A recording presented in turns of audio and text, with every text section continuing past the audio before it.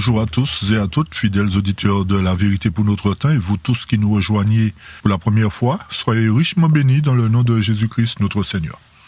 Comme d'habitude, nous poursuivons notre étude sur les événements qui convergent autour de la guerre. Nous apporterons à votre connaissance d'autres éléments, d'autres confirmations de ce que Dieu fera à cette époque-là pour son peuple, afin que sa gloire resplendisse à travers le monde.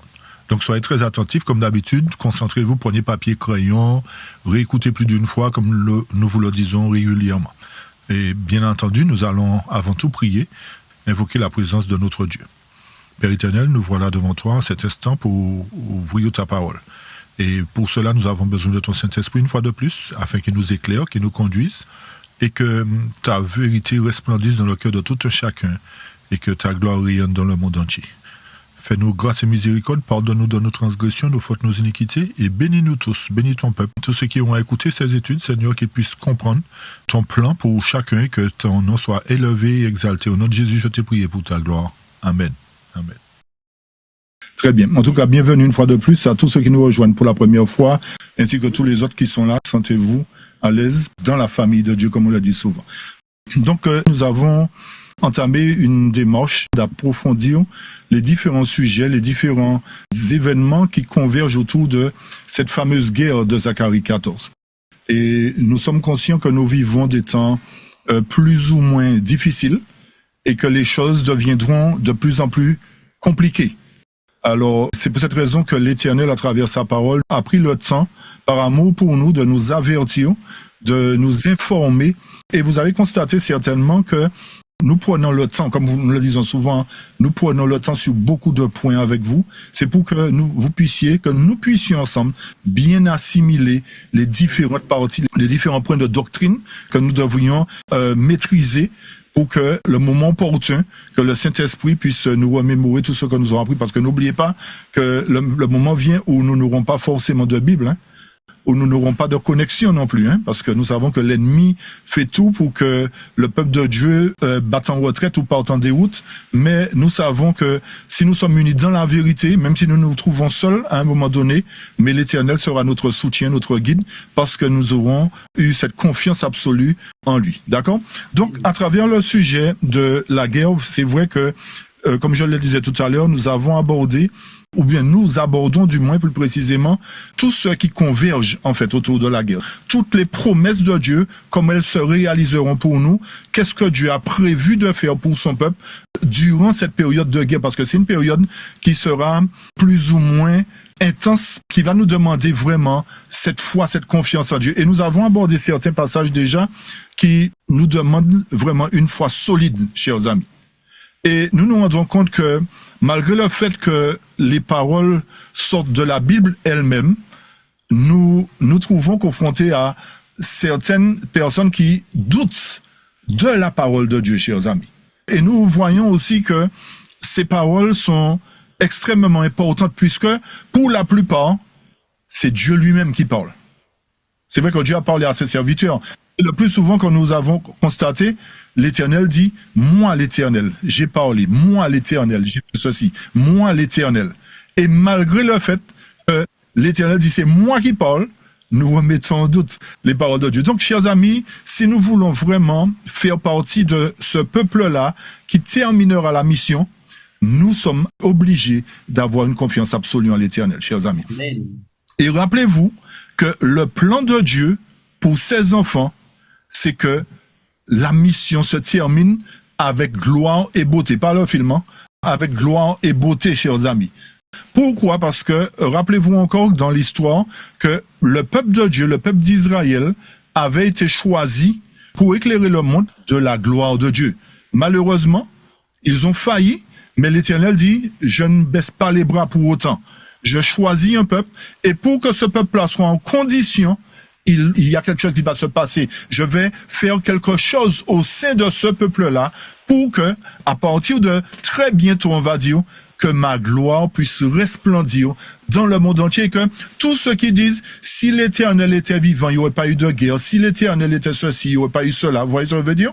Donc, afin que toute bouche soit fermée, et que tous reconnaissent qu'il y a un Dieu en Israël, et que ce Dieu-là, pour terminer la mission en beauté, utilisera des hommes et des femmes, chacun de nous en fait, pour pouvoir accomplir cette mission. Donc, comprenons que Dieu ne viendra pas simplement nous chercher sur les nuits des cieux, comme beaucoup l'entendent, comme beaucoup l'imaginent, mais il y a beaucoup d'événements qui prendront place avant le retour de Jésus. Donc, avant d'entrer dans le vif de notre sujet, nous ferons une petite révision dans le dernier texte que nous avons abordé sabbat dernier, sur quelle est la condition de l'Église avant la guerre. Ce texte se trouve dans Ésaïe 66, qui nous dit que le Seigneur viendra avec le feu.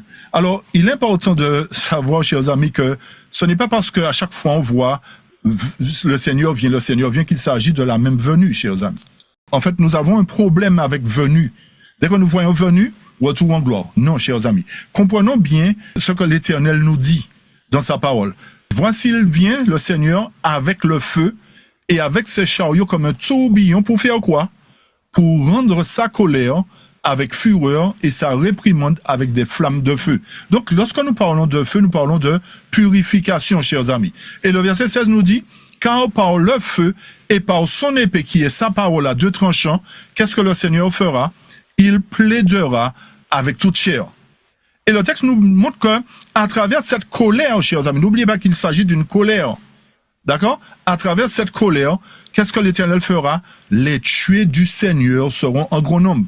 Donc, l'Éternel peut être amour, comme nous le disons, chers amis, l'Éternel peut être rempli d'amour pour nous, mais malgré cela, il punira promptement ceux qui sont désobéissants et ceux qui ne font pas sa volonté. Donc, l'Éternel a prévu, chers amis, qu'il vienne visiter son peuple à travers un processus de purification, un processus d'épuration, afin que ceux qui resteront fidèles soient ceux qui iront dans le monde, justement, comme nous le lirons tout à l'heure, en vainqueur et pour vaincre, pour remporter la victoire sur toutes les nations qui ont joué un rôle important pour défaire la loi de Dieu, pour détourner l'humanité de la volonté de Dieu.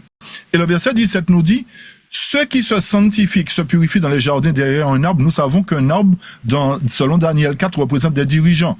D'accord, nous avions expliqué ça, mais c'est simplement une petite révision. Nous montrons par là, chers amis, qu'aujourd'hui, beaucoup parmi nous, nous suivons l'homme. Nous suivons les hommes hauts élevés. Et l'Éternel nous dit que tous ceux qui se confient en l'homme subiront la destruction par le feu et par son épée. D'accord? C'est-à-dire tous ceux qui mangent de la chair de pourceau, c'est pas forcément littéralement, mais ce sont ceux qui se plaisent à l'abomination ou encore à contredire la parole de Dieu, à tordre le sens des Écritures et à amener le peuple dans une certaine paix, une certaine sérénité. Dieu est bon. Dieu ne va pas faire ceci, Dieu ne va pas faire cela, etc. Donc, on nous amène, chers amis, pour beaucoup, à nous relâcher, à ne pas prendre conscience que ce Dieu que nous disons servir est un Dieu qui va manifester sa colère au sein du peuple à qui il a donné suffisamment de vérité pour que ce peuple-là puisse marcher en conformité avec lui. Parce que le verset 18 nous dit quoi? Car je connais leurs œuvres et leurs pensées. Souvent, nous avons des pensées cachées, nous avons des œuvres cachées que les autres ne voient pas. Mais l'Éternel connaît. Et il arrivera qu'il fera croire que je rassemblerai toutes les nations et les langues sans exception, chers amis. Et elles viendront et verront ma gloire. À quel moment elles verront la gloire? Les nations verront la gloire? Lorsque le peuple de Dieu passera par ce processus d'épuration. Lorsque l'ivraie sera enfin séparé du blé. C'est pas au retour de Jésus que cela se fera, chers amis.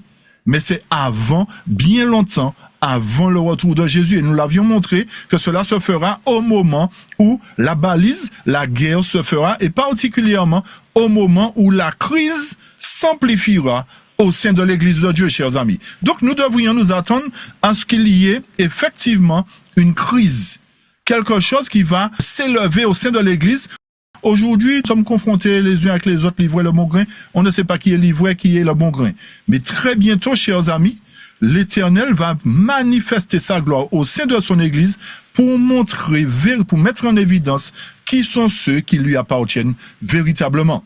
Et à partir du moment qu'il fera cette séparation, le verset 19 nous dit « Et je mettrai un signe parmi eux, et j'enverrai ceux d'entre eux qui seront échappés vers les nations. » Donc, ceux qui ont échappé au massacre, à la tuerie du Seigneur, seront ceux qui iront vers les nations. Et lorsque vous observez aujourd'hui, chers amis, nous avons beau faire des campagnes d'évangélisation, bien qu'aujourd'hui, il n'y a pratiquement plus de campagnes d'évangélisation, hein, chers amis. Ce sont des programmes sur programmes, pour dire que nous avons rempli le temps, mais il y a presque plus de véritables campagnes d'évangélisation comme il y avait dans le passé. Donc l'Éternel dit, j'ai une grande campagne d'évangélisation à faire. Et pour que cette campagne produise des fruits, je vais choisir un peuple qui m'appartient, un peuple qui me représente, un peuple qui reflète mon caractère, un peuple qui se soumet à ma volonté.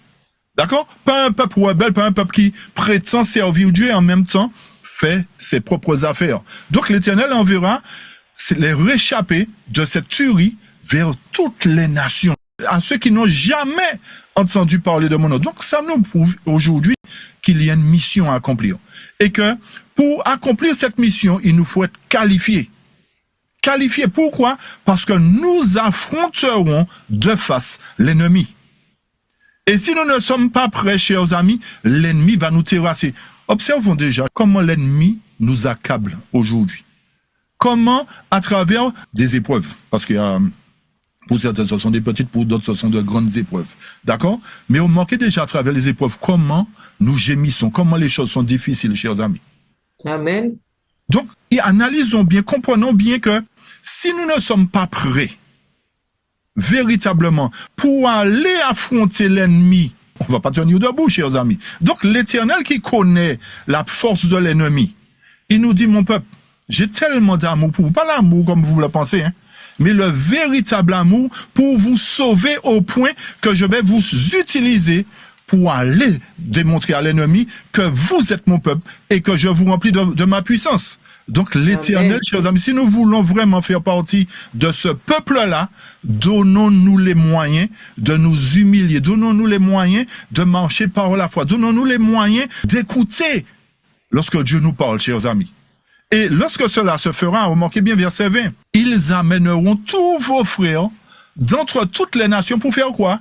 Pour une offrande. Là, ce sera une belle offrande, chers amis. Une belle offrande. Dire, Seigneur, voilà le travail, voilà les fruits que nous avons portés. Voilà le travail que nous avons fait pour toi, parce que tu nous as consacrés à ton service, et toute personne consacrée au service de Dieu produit de bons fruits, chers amis. Produit des œuvres bonnes. Donc, l'Éternel a des œuvres bonnes à accomplir avec chacun de nous, et nous dit, voilà ce que j'attends de vous, mon peuple.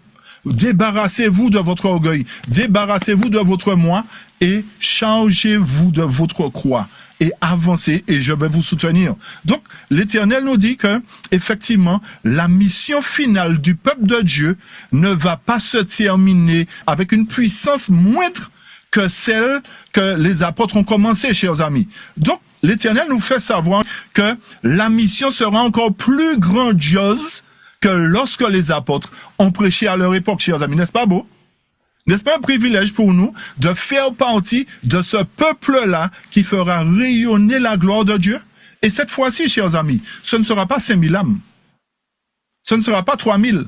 Mais ce sera une grande foule que personne ne peut compter, que les enfants de Dieu ramèneront vers l'Éternel. Mais avant toutes ces choses, l'Éternel, encore une fois, a tellement d'amour pour nous qu'il nous avertit. Et c'est pour cette raison que Malachie 3 nous dit, j'enverrai mon messager.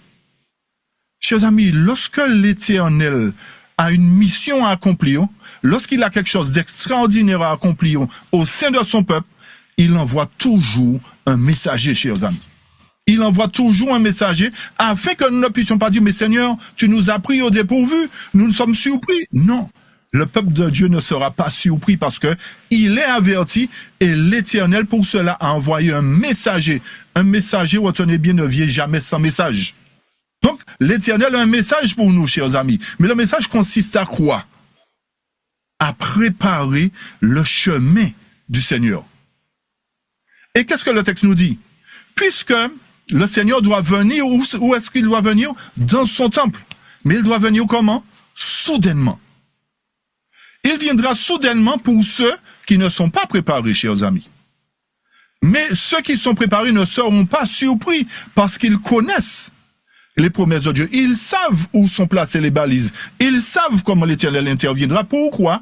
Parce qu'ils s'appliquent à manger le pain de l'Éternel. Ils s'appliquent à manger la parole de Dieu régulièrement et comprennent véritablement que Dieu a un plan. Chers amis, si l'ennemi a un plan, vous pensez que Dieu n'a pas un plan? Alors l'ennemi va établir toutes sortes de choses et puis le peuple de Dieu, il va courir, se cacher, il va battre en retraite. Mes chers amis, mais non, Dieu nous a déjà montré plus d'une fois que lorsque nous sommes fidèles à lui, lorsque nous sommes obéissants, nous ne perdons aucun combat. Amen. Et l'Éternel nous fait savoir que, comme le peuple d'Israël obéissant, toutes les victoires sont assurées. Et là, chers amis, nous allons pour la victoire, pas pour la défaite. Et c'est pour cette raison que l'Éternel a besoin de cette élite. L'Éternel a besoin d'une élite spéciale au nombre de 144 000. Lorsqu'on a besoin, par exemple, les États-Unis ont besoin ils avaient besoin de prendre Maduro. Ils ont envoyé toute l'armée, chers amis. Ils ont envoyé un commando. Ils parlent de prendre possession de 400 kilos d'uranium. Ils ont dit qu'ils vont envoyer un commando. Ils n'envoient pas toute l'armée. Ils savent pourquoi. Lorsque l'Éternel, à l'époque de Gédéon, avait une mission particulière accomplie, l'Éternel dit, il y a trop, non, ils vont gâcher mon mouvement là, ils vont me créer des problèmes.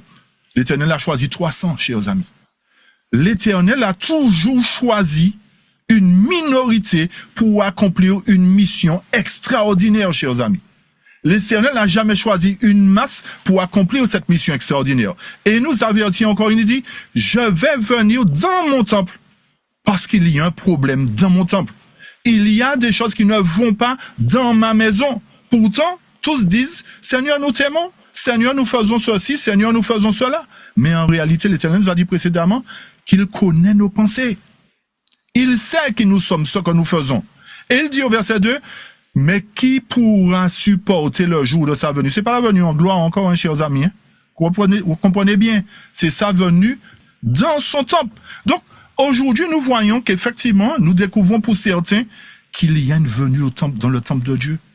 Alors que nous avons été enseignés que la priorité, c'est le retour de Jésus. Non, chers amis. Laissez-moi vous dire que tous ceux qui ne resteront pas debout lors de la venue de Jésus dans son temple ne pourront même pas voir Jésus revenir sur les nuées des cieux. Vous avez bien compris ça, chers amis? Tous ceux qui ne resteront pas debout, c'est-à-dire les réchappés, seuls les réchappés pourront voir Jésus revenir. Donc, détrompons-nous. L'ennemi a tellement bien joué son jeu qu'il a perverti la vérité, qu'il a tordu le sens au point qu'un maximum soit dans la confusion aujourd'hui, soit dans l'erreur au point que nous priorisons le retour de Jésus alors que nos cœurs ne sont pas conformes, alors que notre caractère n'est pas conforme à Dieu, chers amis. L'Éternel dit, je ne vais pas permettre qu'il y ait des inconvertis au sein de mon élite. Je ne vais pas permettre qu'il y ait des gens qui ne soient pas conformes dans mon commando. Donc, ce seront des gens bien formés à travers la parole, chers amis. Et rappelez-vous que c'est la parole qui renversera l'ennemi, chers amis. C'est à travers la puissance de la parole que l'ennemi sera vaincu. Donc, pour cela, Amen. elle dit, j'envoie un messager. Si vous prenez en compte ce que le messager dit, chers amis, si vous vous appliquez à obéir à ce que le messager dit, vous êtes dans mon projet. D'accord? Malheur à ceux qui rejettent le message et le messager. Et souvent, chers amis, ce qui se passe, c'est que nous regardons au messager pour savoir si nous acceptons ou pas le message. Et c'est souvent ce que nous faisons. Est-ce qu'il a été à Collonges? Est-ce qu'il a été à ceci? Combien de bacs qu'il a? Peut-être que les bacs sont vides aussi, on ne sait pas. Mais combien de bacs il a, chers amis? Non, l'Éternel ne regarde pas au bac. L'Éternel ne regarde pas à tant d'années d'études. Mais l'Éternel regarde au cœur. L'Éternel regarde à notre soumission à lui, chers amis. C'est à ce qu'il regarde. Donc, ce sont les âmes sincères, humbles, qui rempliront la condition pour l'Éternel, chers amis. Ce sont ceux qui n'auront même pas le temps de s'agenouiller près de la rivière pour boire de l'eau. mais qu'ils lapperont rapidement parce qu'ils savent qu'il y a une mission urgente à accomplir. Donc l'Éternel dit, mon peuple, je vous avertis à l'avance. Et ça fait des années, chers amis, que l'Éternel nous a avertis. Ça fait des années qu'il nous a dit qu'il viendra dans son temple, mais malheureusement, nous passons cela aux oubliettes. Nous ne considérons pas les prophètes parce que nous estimons que c'est de l'histoire passée, que c'est le Nouveau Testament qui nous intéresse. Mais chers amis, retenez bien que sans l'Ancien Testament, il n'y aurait pas eu de Nouveau Testament. D'accord ? Il n'y aurait pas eu de Nouveau Testament. Et remarquez bien que Jésus et les apôtres nous ont donné l'exemple. Parce que les apôtres ont puisé dans l'Ancien Testament. Et même Paul, il prenait les choses de l'Ancien Testament pour nous montrer que Jésus n'a pas aboli l'Ancien Testament. Et retenez bien, encore une fois de plus, que si vraiment nous voulons être sauvés et accomplir la mission, faisons tout ce qui est en notre pouvoir pour que lorsque l'Éternel viendra dans son temple, que nous ne soyons pas anéantis. Faisons tout ce qui est en notre pouvoir pour tenir fermement. Et à partir de ce moment-là, lorsque le Seigneur passera, lorsqu'il épurera, lorsqu'il purgera l'or et l'argent, à ce moment-là, le texte nous dit, l'offrande de Juda, c'est-à-dire les dirigeants, ceux qui dirigent, et de Jérusalem, le peuple, qui est derrière, sera agréable au Seigneur comme aux jours anciens, comme aux premières années. Et à ce moment-là, qu'est-ce qu'il dit? Pour cela, je m'approcherai de vous pour le jugement. Ce n'est pas au retour de Jésus, parce que Jésus vient chercher. Il ne vient pas juger. Et lorsque vous comprendrez la parabole de Matthieu 25, chers amis, clairement, vous verrez comment Dieu est bon, comment Dieu nous ouvre l'intelligence pour ne pas aller dans le sens des hommes, mais dans son sens, chers amis. D'accord? Donc, qu'est-ce qu'il dit? Il va mettre en évidence tous ceux qui sont sorciers à l'église, tous ceux qui commettent l'adultère, tous ceux qui jurent faussement, tous ceux qui oppriment le salarié sur sa paye, tous ceux qui oppriment la veuve et l'orphelin, etc., qui se détournent de l'étranger. Parce que n'oubliez pas, chers amis, que l'homme, lorsque nous sommes en crise véritablement, nous accomplissons des œuvres bonnes. Nous n'attendons pas que quelqu'un nous dise, oui, nous avons déjà à l'esprit que cette personne a besoin d'aide parce que nous observons, l'Éternel nous a donné un discernement. OK? Et l'Éternel nous dit, je suis le Seigneur, je ne change pas. C'est pourquoi vous, fils de Jacob, n'êtes pas consumés. Parce que l'Éternel, n'oubliez pas, a fait une promesse à Jacob et à ses descendants, ceux qui lui seront fidèles. Donc l'Éternel ne change pas. Il corrige et il sauve. Et c'est pour cette raison que la parole inspirée dans l'esprit de prophétie et dans la tragédie des siècles au chapitre 24, à la page 461-62 en français et 425 en anglais, le texte nous dit, écoutez bien, alors revenons un petit peu en arrière, le texte nous dit, j'enverrai mon messager.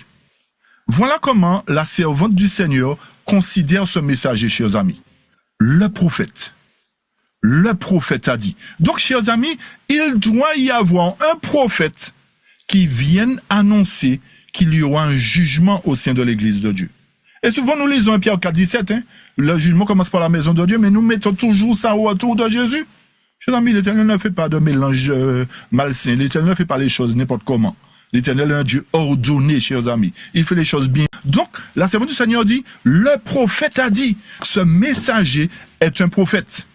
Et il dit, mais qui pourra soutenir le jour de sa venue? Qui restera debout quand il paraîtra? Donc, si la question est posée, chers amis, c'est qu'il y a beaucoup qui ne supporteront pas le jour de la venue de Jésus. Il y a beaucoup qui ne resteront pas debout. Parce que la purification sera totale. Personne ne pourra échapper à cette purification, chers amis. Personne ne pourra se cacher et dire, non, Seigneur, tu sais, tu t'es trompé, hein? N'oublions pas que les anges sont là à noter tout ce que nous faisons. Et il y a un livre de rapport qui est ouvert dans le ciel, chers amis, qui sera ouvert aussi pour nous dans le ciel. Pour dire, Philippe, tu as dit que tu n'as pas fait ça, mais écoute, c'est écrit, hein?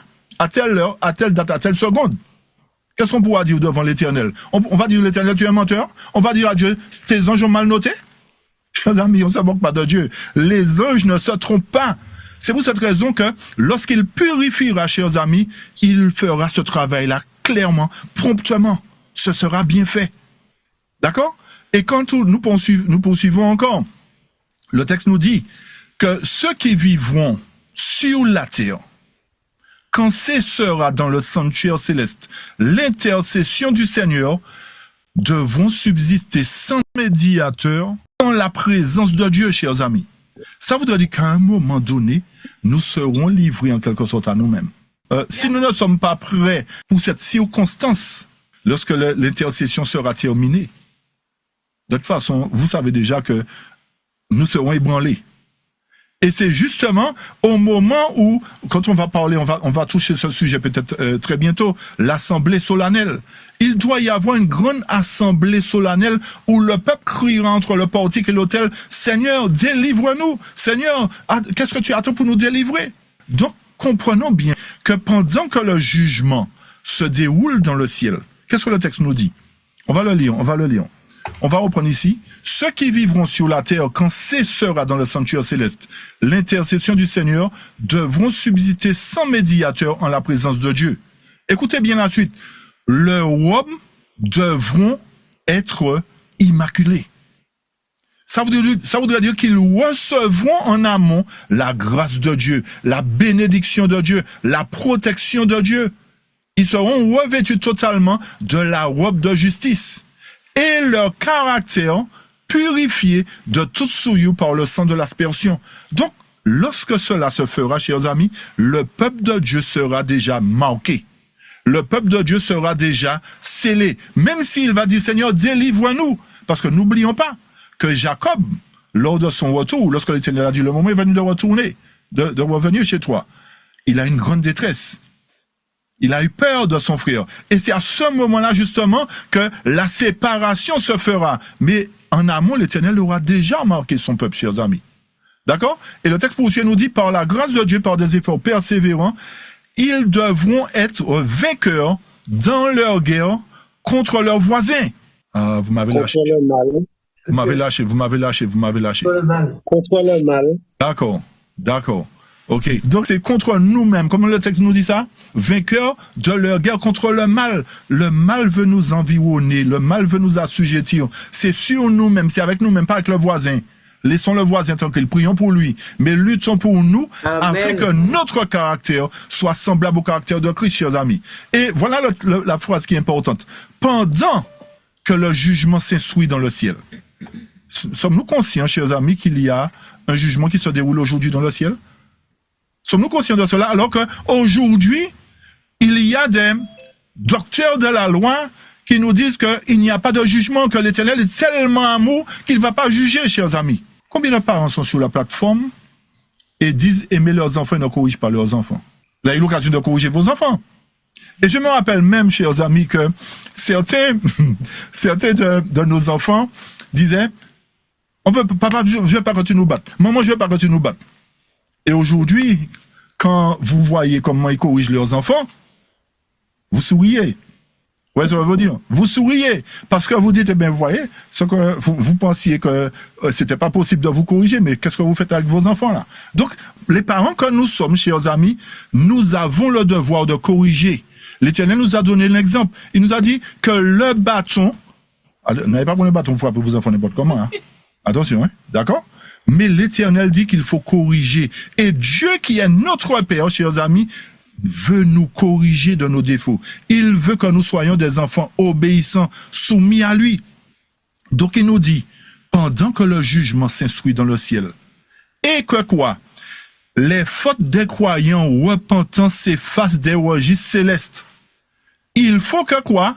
Sur la terre, à l'heure où nous en sommes là aujourd'hui, que nous puissions renoncer définitivement au péché. Peut-être que beaucoup d'entre nous ne lisons pas ces textes.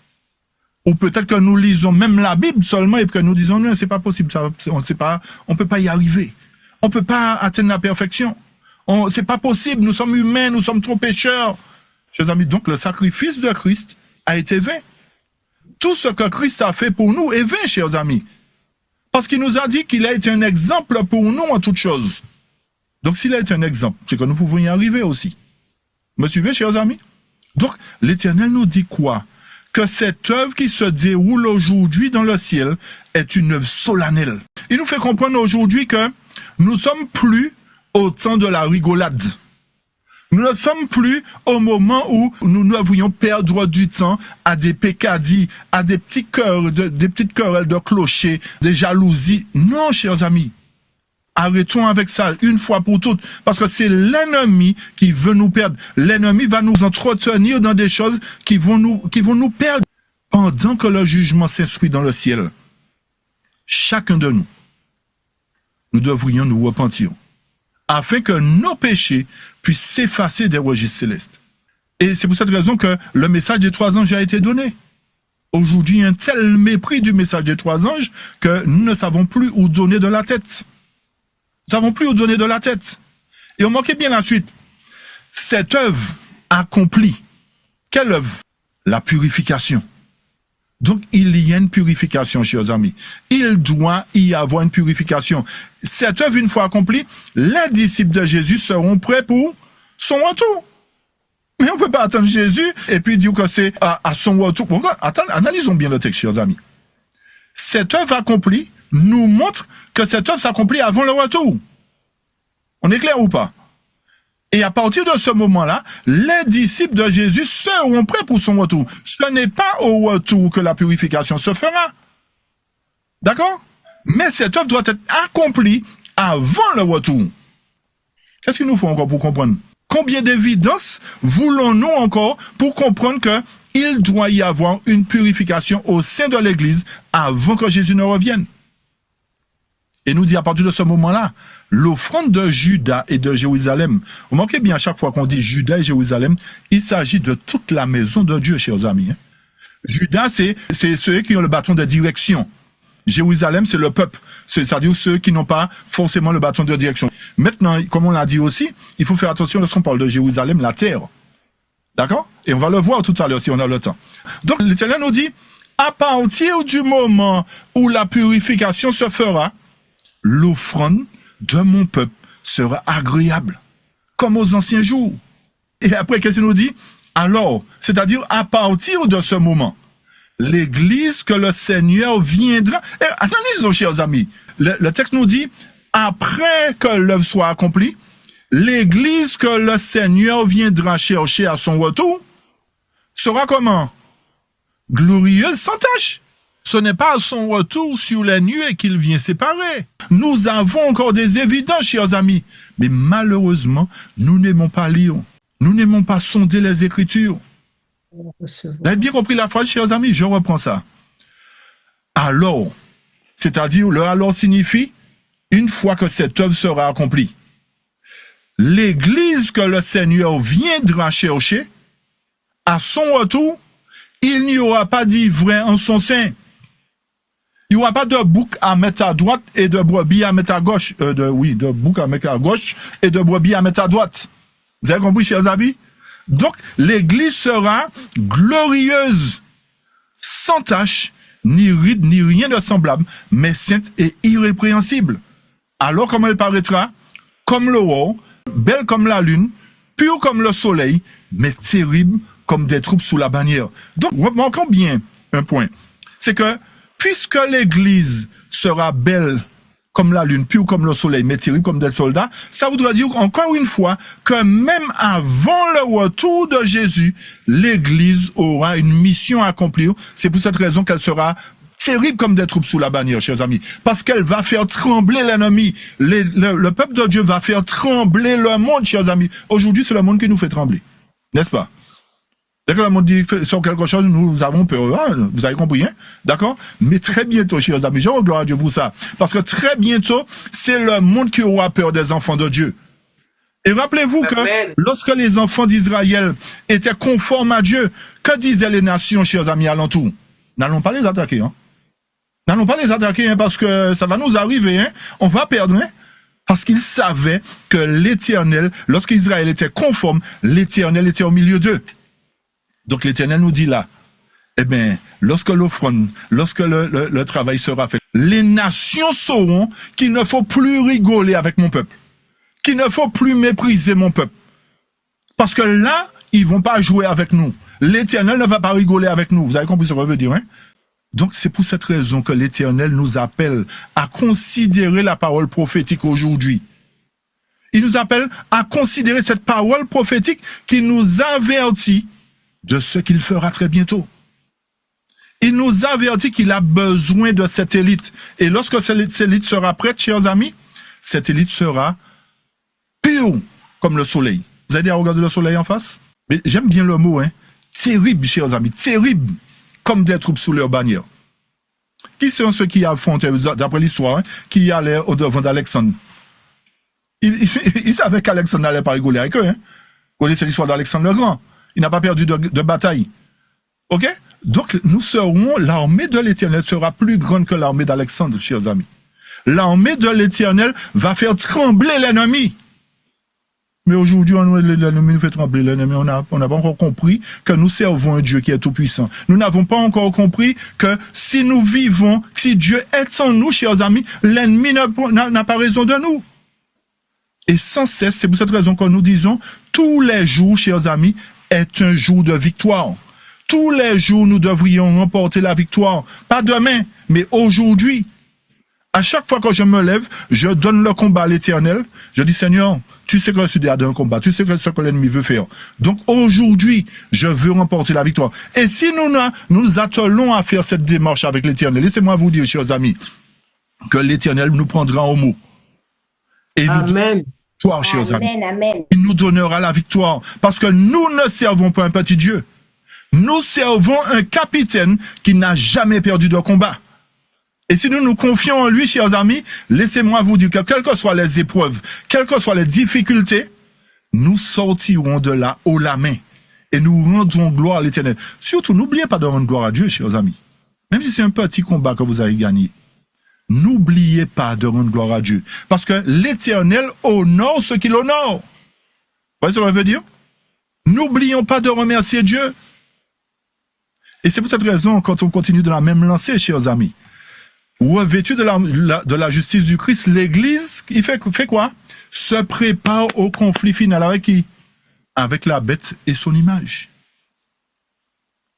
Donc, il y a cette affaire de bête et son image qui nous attend, hein? Mais si l'Église n'est pas prête, elle ne pourra pas affronter la bête et son image. Vous avez compris? Lorsque on va couper toutes les cartes bancaires, lorsqu'on va couper tous les réseaux téléphoniques, qu'est-ce qu'on va faire? Vous avez compris ça? Hein? Vous avez déjà réfléchi à ça? Ah, mais quand je suis bloqué au péage, je ne peux pas passer. Non, chers amis, l'Éternel va faire que son peuple, avant le conflit final, soit revêtu de l'armure, chers amis. L'armure de la justice du Christ. Et c'est pour cette raison que l'ennemi a bataillé très fort en 1888 pour empêcher au peuple d'accéder à cette justice. Il a fait que nos frères dirigeants rejettent le message de la justice du Christ. Et remarquez bien que c'est ce message de la justice du Christ qui nous revêt, chers amis, qui nous rend prêts à aller dans le conflit final. Donc, chers amis, aujourd'hui, nous sommes dans une préparation. Et lorsque les soldats veulent remporter la victoire, ils se donnent les moyens pour s'entraîner convenablement, chers amis. Et les épreuves que nous subissons aujourd'hui sont là pour nous former, chers amis. Remercions Dieu pour les épreuves. Amen. Lorsque j'étais plus jeune, disons, dans la communauté où j'étais, on disait que les enfants de Dieu n'avaient pas d'épreuves. Je croyais à ça. Parce que nous avons enseigné, une fois en Jésus, une fois... Ouais, mais la vie est belle. La vie est belle. Non, chers amis. C'est là que le combat commence. Du moment que nous marchons avec Christ, le combat commence parce que l'Éternel, il voit en nous des quoi? Des hommes et des femmes de valeur. Mais il nous voit sales, on va dire, au premier abord. Il nous dit, je vais vous nettoyer, je vais vous purifier, pour que votre beauté puisse ressortir. Et encore une fois, prophète Éwa revient. Nous avons lu une tragédie des siècles. Prophète Éwa nous revient encore nous dire que lorsque nous serons revêtus, nous serons purs comme le soleil.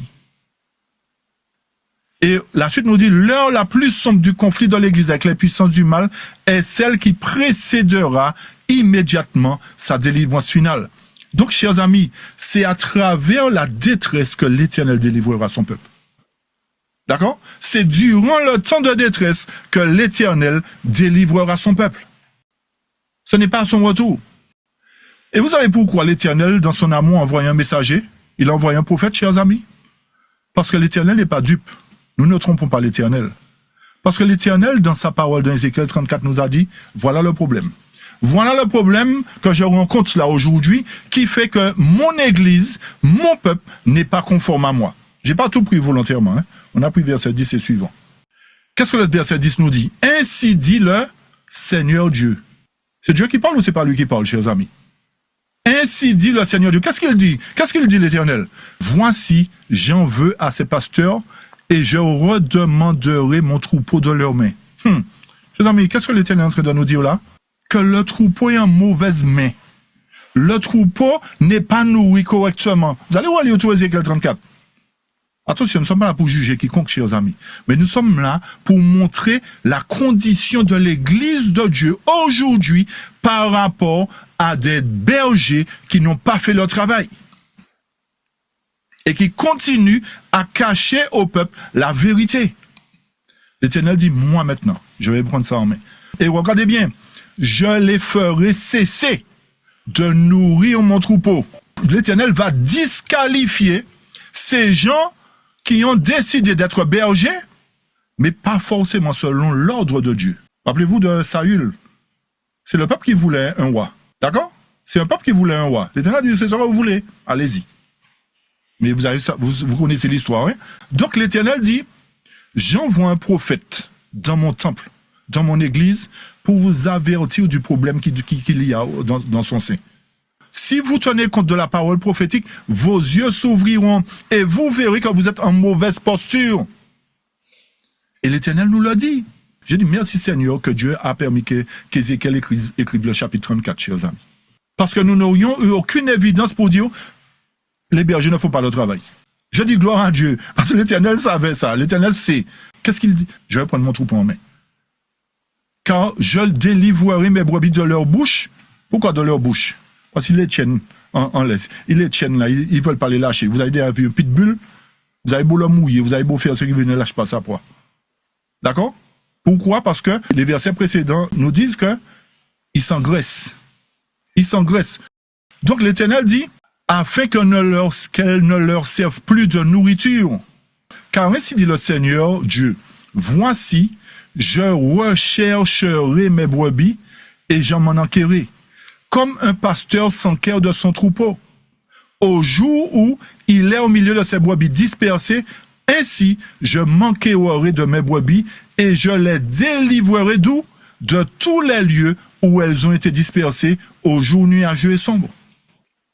Et d'après l'histoire du peuple de Dieu, nous savons que son peuple est dispersé à travers le monde, chers amis. Et que pour certains, ils sont devenus chrétiens aujourd'hui. Mais ce n'est pas le fait d'être chrétien qui va nous sauver non plus. Rappelez-vous d'Ésaïe 4. Donc l'Éternel dit quoi? Lorsque je vais chercher mes brebis pour en prendre soin, comment je vais faire? Comment je vais procéder? Verset 13. Je les retirerai d'entre les peuples et je les rassemblerai des pays et je les ramènerai où est-ce, chers amis? Dans leur terre. Leur terre, c'est où? C'est au ciel, premièrement? Nous avons déjà été au ciel? Nos ancêtres sont déjà allés au ciel, chers amis? Réfléchissons un instant. C'est vrai qu'Élie est déjà au ciel. C'est vrai que Moïse est déjà au ciel. Mais est-ce que Jacob est monté au ciel? Est-ce qu'Abraham est monté au ciel? Vous voyez ce que ça veut dire, chers amis? Donc l'Éternel nous dit quoi? Je vais les ôter du monde. Lorsque je les prendrai en main, je vais les libérer de l'emprise qu'ont les pasteurs sur eux et je vais les rassembler de tous les pays. Et je vais les ramener dans leur terre. Leur terre, c'est là où l'Éternel les a mis, là où le jardin d'Éden était posé, là où Jésus est venu prendre naissance, là où Jésus est venu mourir, là où Jésus doit revenir encore sur les lieux des cieux, là où se trouve le conflit là qui se déroule au Moyen-Orient. C'est ça la terre de l'Éternel, chers amis. C'est ça la terre de l'Éternel. Mais nous disons effectivement, comme le répétons souvent, nous avons foi que Jésus viendra nous chercher sur les nuées des cieux. Mais une petite chose simple là, oui. Sur la terre même, oui. Nous ne croyons pas que l'Éternel est capable de nous ramener dans notre terre. Ça seulement, oui, chers amis. Rien de compliqué. Nous trouvons ça, mais non, c'est pas possible. Ou bien, mais c'est symbolique. C'est spirituel. Chers amis, arrêtons de spiritualiser ce qui n'est pas spiritualisable. Et ça se dit le dictionnaire, hein, c'est peut-être le petit Philippe illustré, je ne sais pas. D'accord?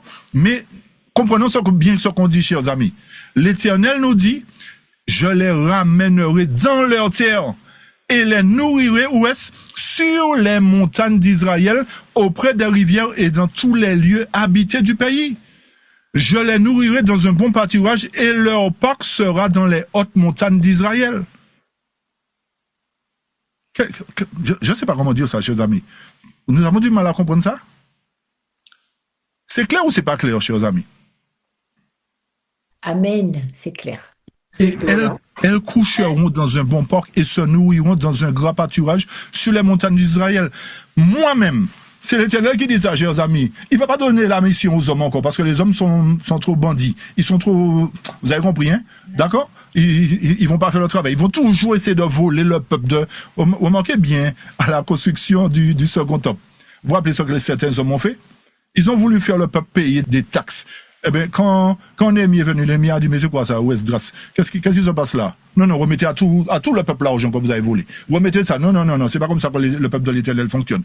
Donc l'Éternel dit, moi-même je nourrirai mon troupeau et je les ferai reposer, dit le Seigneur Dieu. Donc l'Éternel parle, chers amis. Mais pour que cela se fasse, il nous dit quoi? Comme il est le bon berger. Verset 37, Ézéchiel 20, verset 37. Je vous ferai passer sous le bâton.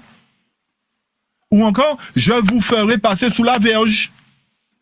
Chers amis, aujourd'hui, nous avons un problème avec la verge. Nous avons un problème avec le bâton de l'Éternel. Michée 6, 9 nous dit quoi, chers amis? Écoutez quoi? La verge et celui qui l'envoie. Mais dès qu'on entend verge, on est effrayé, on a peur. Chers amis, le fait de nous faire passer sous la verge montre que l'Éternel va nous compter. Il va nous amener dans sa bergerie. Et il va nous rétablir sur le lien de l'alliance. Il nous dit quoi?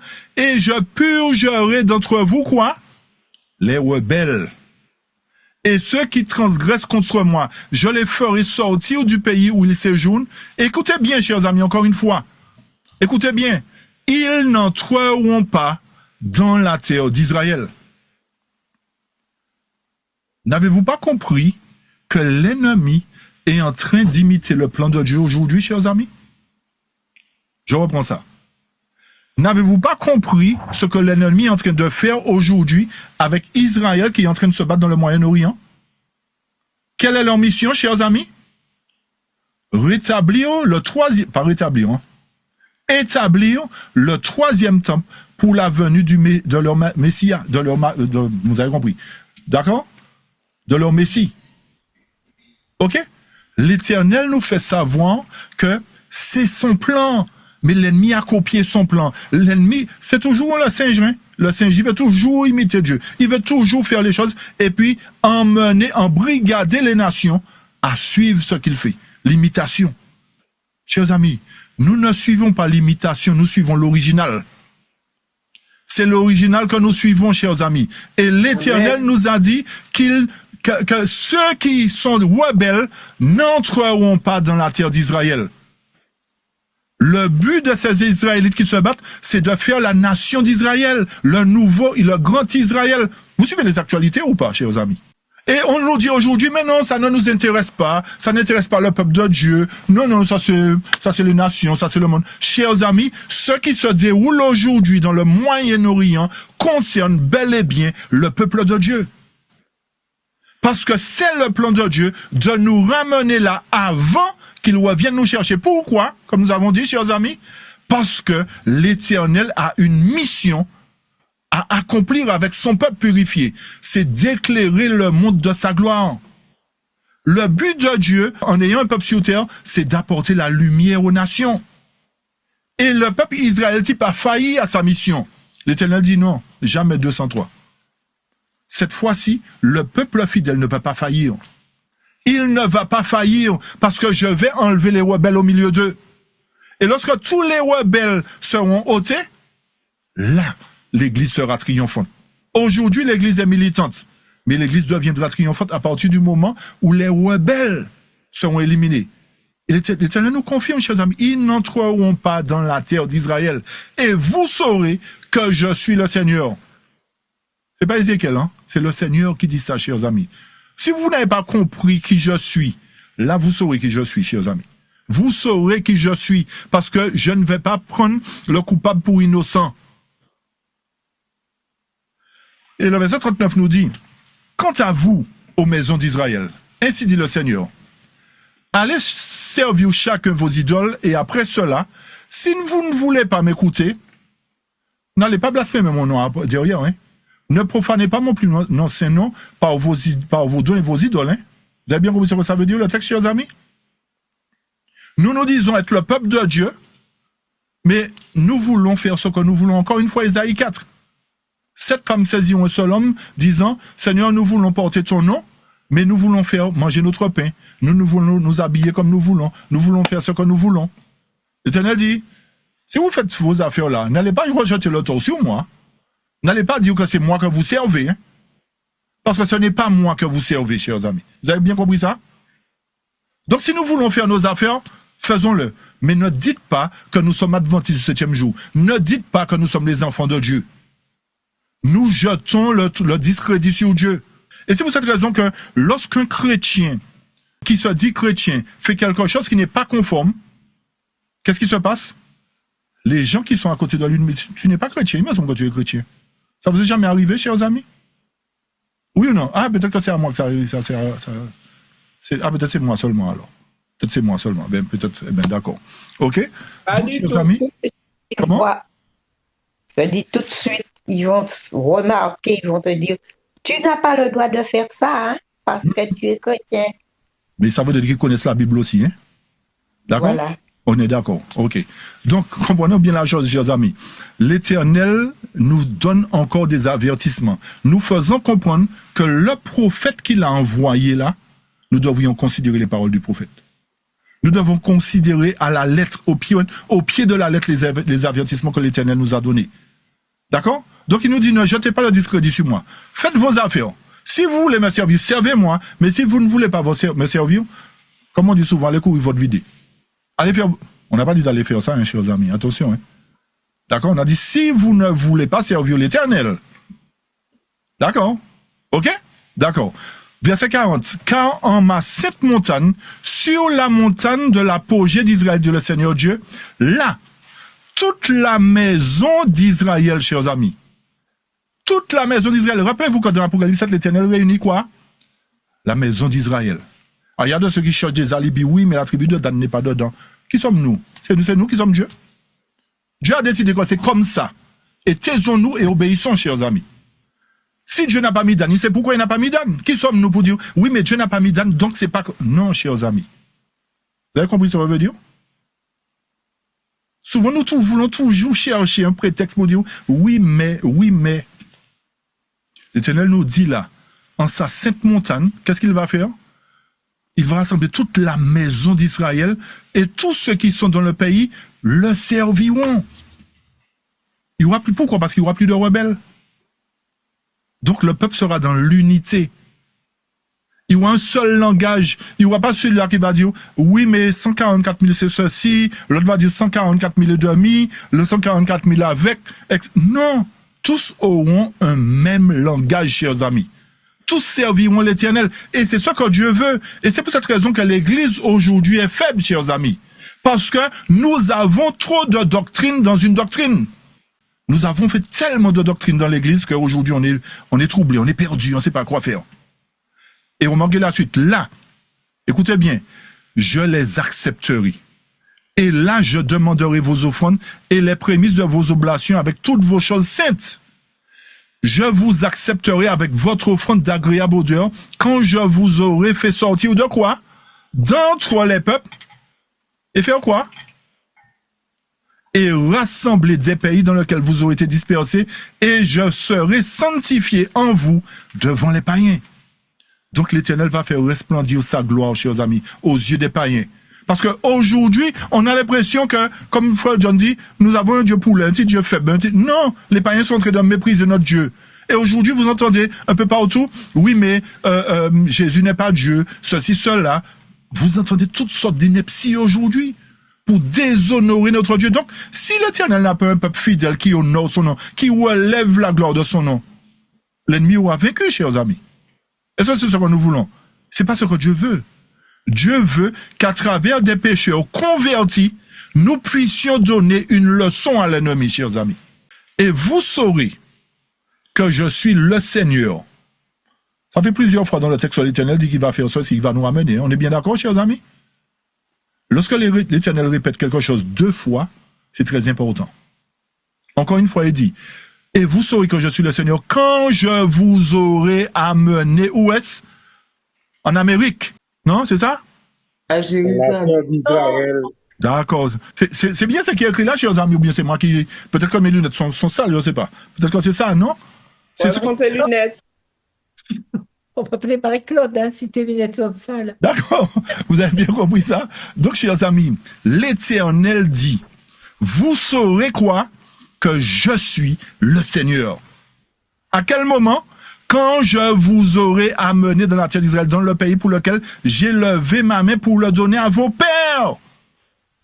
Donc, c'est pas quelque chose qui est déjà arrivé, chers amis. Il a donné à nos pères, mais il a une mission puisque le peuple a été dispersé dans le monde. Donc, son but, c'est de les rassembler pour accomplir ce qu'il avait accompli avec nos pères.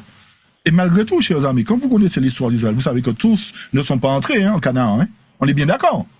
Ce sont les jeunes qui sont entrés. Tous les rebelles sont morts à l'entrée de Canaan. On est bien d'accord? Alors que le plan de Dieu, c'était de les sortir d'Égypte pour que tous ils soient en Canaan. Oui. OK? Donc c'est la même chose qui se reproduit. Nous nous appelons Israël, mais Israël dit non. J'ai pas besoin de 3 000, j'ai besoin de 300. J'ai besoin de 144 000 cette fois-ci. 144 000. 144 000. 12 000. 12 000. 12 000. 12 000. Bon, c'est quoi, c'est par hasard que l'Éternel a mis à chaque fois 12 000. 12 000. 12 000. 12 000. Bon, c'est quoi, c'est par hasard, chers amis? Donc l'Éternel, encore une fois, nous dit, voilà ce que les bergers vous cachent. Voilà ce que les bergers ne veulent pas que vous sachiez, chers amis, que l'Éternel a un projet avec son peuple. Il a un projet pour son peuple, c'est de nous ramener dans la terre d'Israël. Parce que c'est ce lieu qu'il a choisi. C'est là qu'il a fait son quartier général. C'est là qu'il a fait sa demeure. Et c'est là que la sainte cité redescendra, chers amis. L'Éternel n'est pas un homme pour changer. Nous nous changeons, nous sommes comme le vent. Mais l'Éternel n'est pas... Non. Il a dit ça. Et remarquez bien, c'est le Seigneur qui parle. Est-ce que nous disons croire en Dieu? Est-ce que nous croyons réellement en Dieu, chers amis? Oui. Est-ce que nous croyons réellement en Dieu? Amen. Et lorsque nous reviendrons là, qu'est-ce que l'Éternel nous dit? Et là, vous vous souviendrez de vos chemins et de toutes vos actions par lesquelles vous avez été souillés. Et vous serez peinés en vous-même à cause de tous vos maux que vous aurez commis. On a un profond regret. On dit, Seigneur, tu te rends compte, c'est nous qui t'avons fait ça, oui. C'est par rapport à nous que tu as souffert tout ça de souffrance. Hein? Vous avez compris? C'est à cause de nous, oui, Seigneur. On va entrer en nous-mêmes. Parce que la chose sera tellement évidente qu'on ne pourra pas garder la bouche fermée. On ne pourra pas se réjouir avant. En fait, il va falloir qu'on rentre en nous-mêmes avant de dire, Seigneur, vraiment, tu es vraiment amour. Tu es vraiment bon pour nous. Pour tout ce que tu as fait, au point d'accomplir ta promesse. Rappelez-vous que les promesses de l'Éternel demeurent. Il a dit qu'il nous ramènerait. Il avait dit ça à Jacob. Il a dit ça à Abraham. L'Éternel n'est pas un Dieu pour mentir, chers amis. Et encore ici, là, il nous dit cela dans Ézéchiel 20.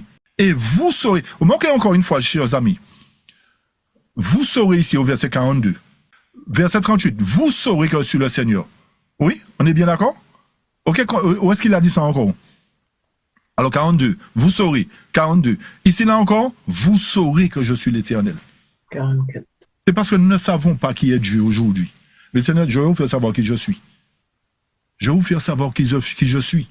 Et vous saurez que je suis le Seigneur quand j'aurai agi pour vous. Pourquoi? Pour l'amour de mon nom. Pas pour vous, hein. C'est pour l'amour de mon nom que vous avez profané. Je vais rendre la gloire qui est due à mon nom. Je vais le faire pour montrer aux nations que le même Dieu que je suis, qui a permis la dispersion de mon peuple, je suis le même qui va le rétablir. Voilà ce que Dieu va faire, chers amis. Vous avez compris? C'est par rapport à la désobéissance que le peuple d'Israël a été dispersé dans le monde. N'oubliez pas ça. Et Dieu a dit, c'est moi qui les ai dispersés. Et l'Éternel a dit, je les ai dispersés, je les rétablirai. Donc, chers amis, l'Éternel ne faillit pas à sa parole. Hein. Il est debout derrière ce qu'il dit, parce que sa parole a un pouvoir. Sa parole a une puissance. Donc, qu'est-ce qu'il nous dit? Pour l'amour de mon nom, non pas selon vos mauvais chemins, ni selon vos actions corrompues, ô vous maison d'Israël, dit le Seigneur Dieu. Donc l'Éternel va faire ça pour l'honneur de son nom. Pour l'honneur de son nom. Donc, lorsqu'il fera ces choses, chers amis, comprenons bien que c'est à ce moment-là que le royaume de Dieu sera établi. C'est lorsqu'il nous purifiera, qu'il nous nettoiera, que le royaume de Dieu sera établi. À partir du moment où le jugement se fera, nous pourrons dire que l'Éternel est entré dans son règne. Vous avez bien compris ce que je dis, chers amis? Lorsque la purification se fera au sein de l'Église de Dieu, c'est à ce moment-là que l'Éternel rentrera dans son règne. C'est pas sur la nuée des cieux. Il sera déjà en possession de son royaume à partir du jugement. C'est là que commence le règne de l'Éternel.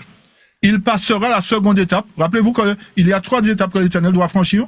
Pour ceux qui connaissent bien, il a été quoi? Prophète sur terre. Ok? Il est quoi maintenant? Il est prêtre. Et la dernière fonction, c'est quoi? Roi des rois.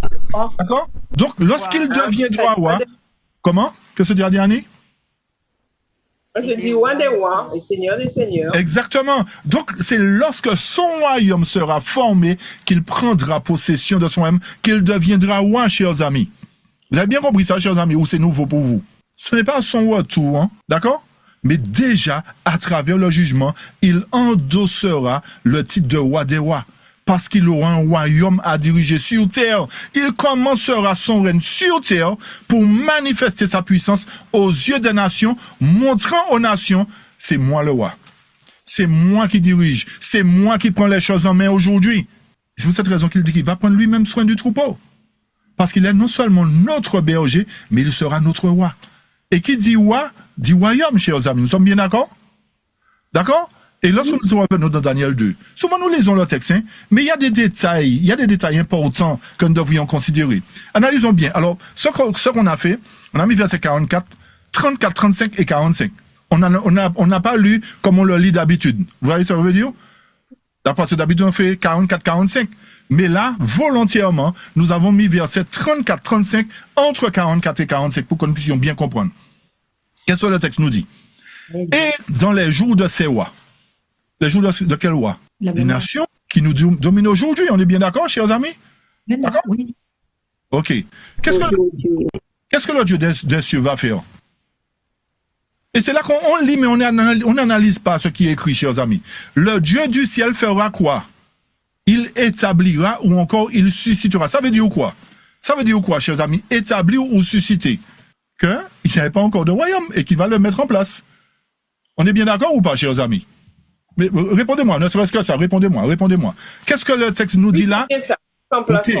Oui. D'accord? Donc ça voudrait dire que à l'époque des rois, il va établir, il va mettre en place un royaume, chers amis. Ce n'est pas à son retour qu'il va mettre en place le royaume, mais c'est dans le temps de ces rois, à partir du moment où le jugement sera fait, qu'il deviendra roi des rois, chers amis. Il prendra en main son peuple, il prendra possession de son peuple. S'il dit établir, c'est qu'il ne s'est pas établi encore.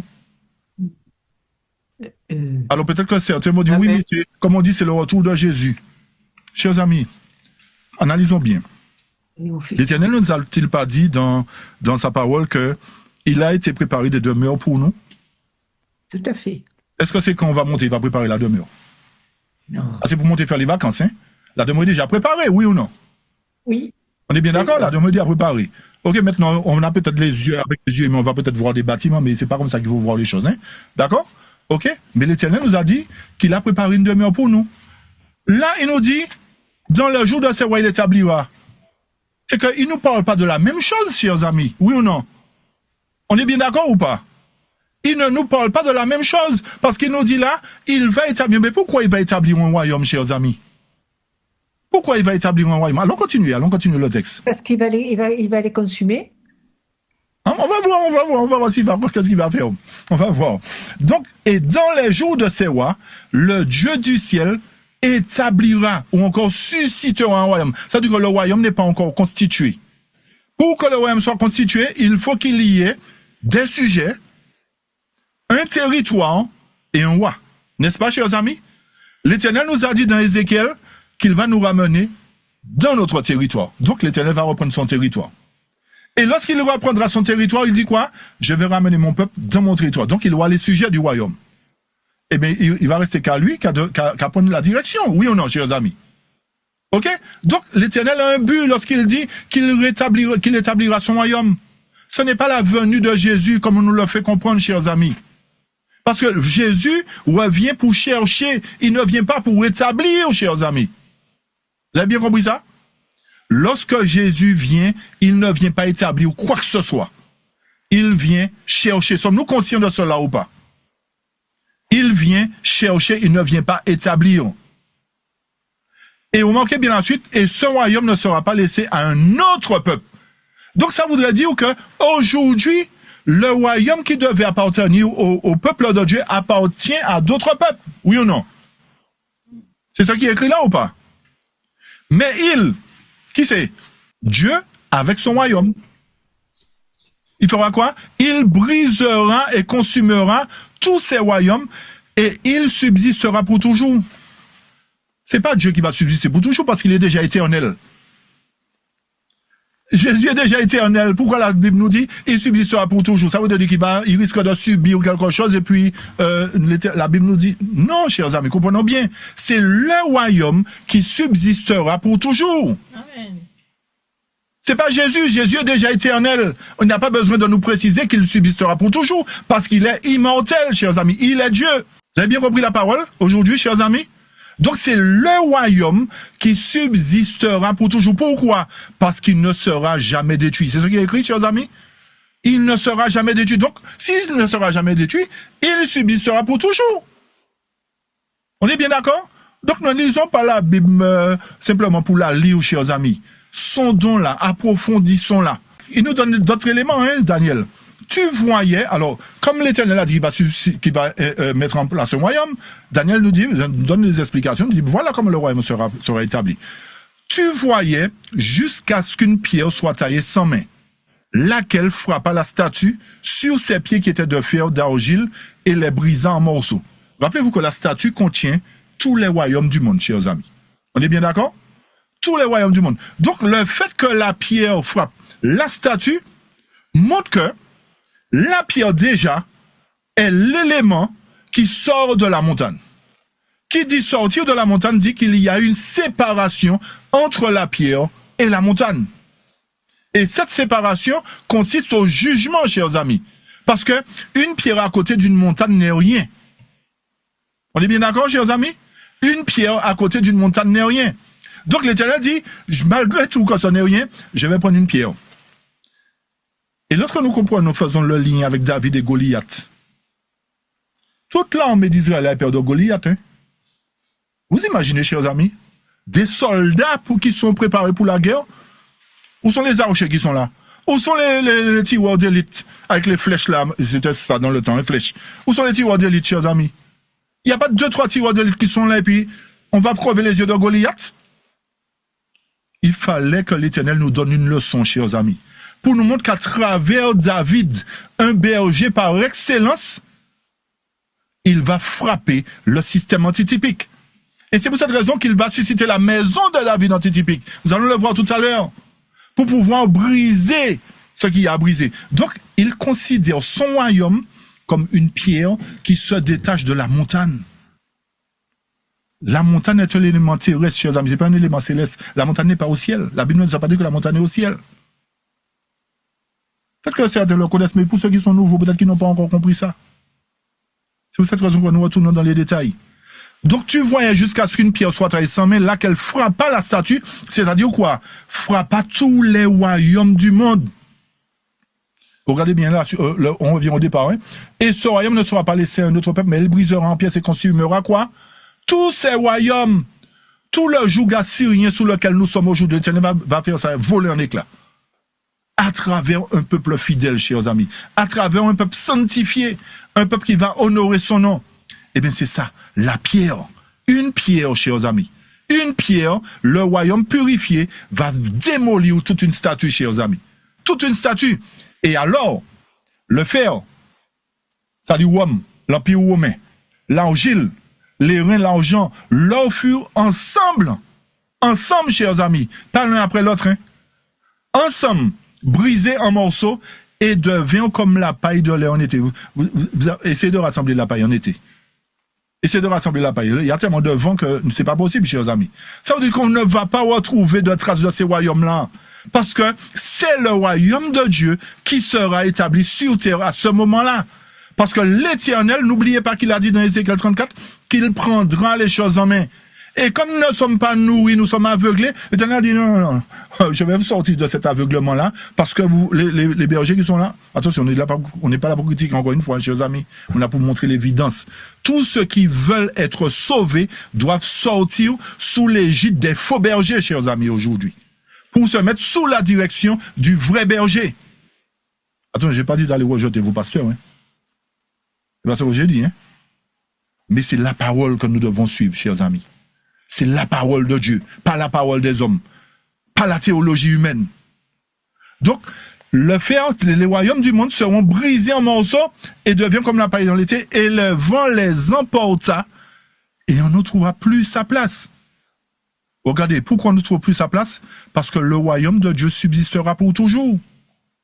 Vous avez bien compris, chers amis? Ok? Donc, forcément, on ne trouvera plus place des royaumes du monde. Et qu'est-ce qu'il va se faire encore?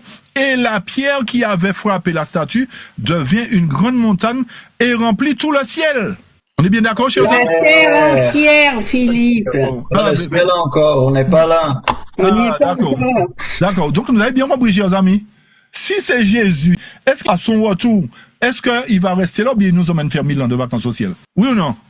À son retour sur les nuées, ça. Sur la nuée. Est-ce que si c'est son retour sur la nuée, qu'est-ce qu'il va faire que la pierre devienne une grande montagne et remplit la terre, chers amis? Lorsqu'il vient sur la nuée des cieux pour nous chercher, c'est pour nous emmener avec lui faire les 1000 ans de vacances au ciel. On est bien d'accord? Oui ou non? Répondez-moi. Oui, on est d'accord. Oui. À quoi ça lui sert? S'il vient, si c'est lui la pierre, si c'est son retour qui est là, à quoi ça sert qu'il remplisse toute la terre? C'est pas logique, chers amis. Peut-être que c'est moi qui ne comprends. C'est logique ou c'est pas logique? Non, c'est pas logique. Puisqu'il vient nous chercher. Ici, il vient nous chercher. Il n'a rien à faire sur la terre à ce moment-là. Il vient nous prendre et il nous emmène avec lui. Donc, ça voudrait dire que les événements qui sont mentionnés dans Daniel 2 doivent se produire avant la venue en gloire de Jésus, chers amis. Parce que la pierre devient elle-même une grande montagne et remplit la terre, puisque la montagne était déjà un élément terrestre. C'est pas au ciel que ça se passe. Donc, arrêtons de nous faire aveugler, de nous faire conduire ou de nous faire prendre des vessies pour des lanternes, chers amis. La parole de Dieu est claire. Regardez la suite. D'autant que tu as vu que de la montagne, pas du ciel, hein, la pierre est taillée sans main et qu'elle a brisé en pièces, le fer, l'airain, l'argent et l'or. Le grand Dieu a fait connaître au roi ce qui arrivera dorénavant et le rêve est certain, chers amis. L'interprétation est sûre. Donc, l'Éternel établira son royaume sur terre avant, chers amis. Pour manifester aux yeux des nations qu'il est Dieu. Voilà pourquoi l'Éternel va établir son royaume. Pour faire éclater sa gloire à travers ce grand cri, le dernier message, le plus puissant qu'il a jamais été donné au monde. Chers amis, vous voyez comment l'Éternel est puissant? Comment l'Éternel est bon? Et souvent, nous nous arrêtons à Daniel 2, mais l'Éternel nous a donné encore des éléments dans Daniel 7, chers amis. Et malheureusement, c'est ce que nous faisons, même dans l'Apocalypse 7. Hein, nous restons dans l'Apocalypse 7 pour expliquer les 144 000, comme si c'était le seul texte qui nous permet de comprendre les 144 000. Chers amis, c'est pareil pour Daniel. Lorsque nous étudions la prophétie de Daniel, ne restons pas seulement dans Daniel 2. Allons dans Daniel 7. Qu'est-ce que Daniel 7 nous dit? Mais les saints du Très-Haut feront quoi? Ils feront quoi? Ils s'empareront du royaume et posséderont le royaume pour toujours. On va essayer de relier ça. Alors, on reprend. Et ce royaume ne sera pas laissé à un autre peuple, mais il brisera en pièces et consumera tous ces royaumes-là, et il subsistera pour toujours. Mais les saints du Très-Haut s'empareront du royaume et posséderont le royaume pour toujours, et même pour toujours. C'est pas assez clair? Ils vont prendre possession du royaume, parce que l'Éternel a établi le royaume pour eux, chers amis. Parce que l'Éternel a suscité un royaume pour eux. Oui ou non? C'est parce que le royaume est établi qu'ils prennent possession du royaume. On est bien d'accord? Oui. Les amis, on n'a pas besoin de faire bac plus 6. Hein. On n'a pas besoin de faire collongien pour comprendre ça. Parce que les collongiens, c'est ça on dit, le collongien, d'accord, nous induisent en erreur, chers amis. Oui, c'est ça. Ils nous induisent en erreur, chers amis, parce qu'ils ne veulent pas, ils ne croient pas en Dieu. Et ils veulent nous pousser à ne pas croire en Dieu. Ils veulent nous pousser à douter de la puissance de Dieu. L'Éternel dit, mais les saints s'empareront du royaume. Pourquoi? Parce que l'Éternel établira un royaume. Et posséderont le royaume pour toujours, même pour toujours. Et le royaume, et la domination, et la grandeur du royaume qui sont, où est-ce? Dans le ciel. C'est ça qui est écrit là, chers amis? Vous dormez Sous le ciel, sous le ciel. Où est sous le ciel? Sur la terre. Et où est sous le ciel? C'est sur la terre ou pas? Mais oui. On est bien d'accord. Peut-être que je descends à un niveau pour nous. Vous avez compris? Mais il est important parce que malgré ça, bon bref. Le royaume, la grandeur qui sont sous le ciel, c'est sur la terre que ça se passe, seront donnés au peuple des saints du Très-Haut, dont le royaume est un royaume éternel, et toutes les dominations le serviront et lui obéiront. Ça veut dire, à travers le royaume de Dieu, les nations obéiront à Dieu véritablement. Est-ce que vous comprenez ce que Dieu est en train de faire, chers amis? Donc, pour que le royaume de Dieu soit formé d'abord, l'Éternel a un nettoyage à faire. Il a un travail à faire. Et c'est pour cette raison qu'il dit, j'ai envoyé mon prophète d'abord.